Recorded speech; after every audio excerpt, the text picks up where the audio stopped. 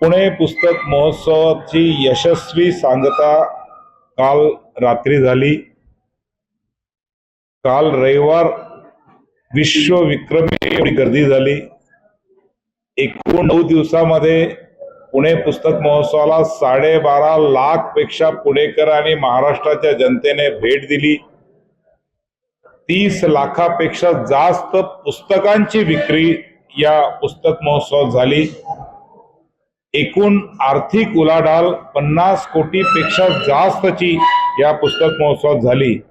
आणि विशेष म्हणजे जवळजवळ 500 नवीन पुस्तकांचं प्रकाशन झालं एका ठिकाणी 9 दिवसात। वेगवेगळ्या लेखकांच्या पुस्तकांचं प्रकाशन हे 500 पेक्षा जास्त या ठिकाणी झालं। जो चिल्ड्रन्स कॉर्नर होता, लहान मुलांचं सेंटर होतं, तिथे 400 शाळांमधल्या 30,000 मुलांनी सहभाग नोंदवला आणि तिथल्या ऍक्टिव्हिटीमध्ये ते सहभागी या सगळ्या झाले।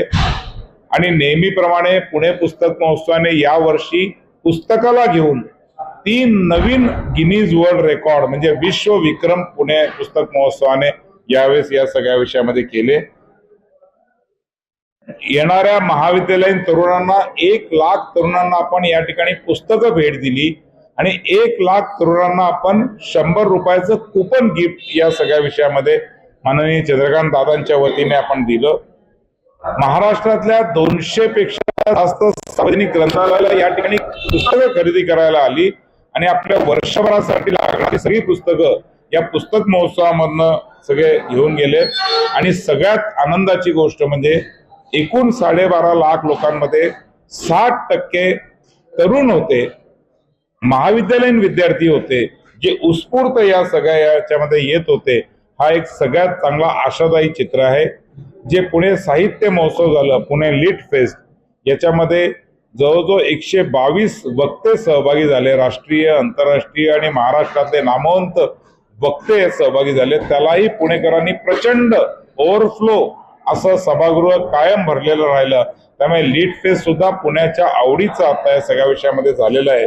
असा एकूण अत्यंत प्रतिसाद देणारा, उत्साह वाढवणारा आणि पुणेकरांची ओळख जगाला करून देणारा पुणे पुस्तक महोत्सव अत्यंत यशस्वी पद्धतीने पार पडलेला आहे। आज या निमित्ताने पुढच्या पुस्तक महोत्सवाची आम्ही घोषणा करतोय। पुढचं पुणे पुस्तक महोत्सव हे 12 डिसेंबर ते 20 डिसेंबर 2026 याच फर्ग्युसन महाविद्यालयाच्या मैदानावर होईल, एवढं आपल्याला सांगतो। आणि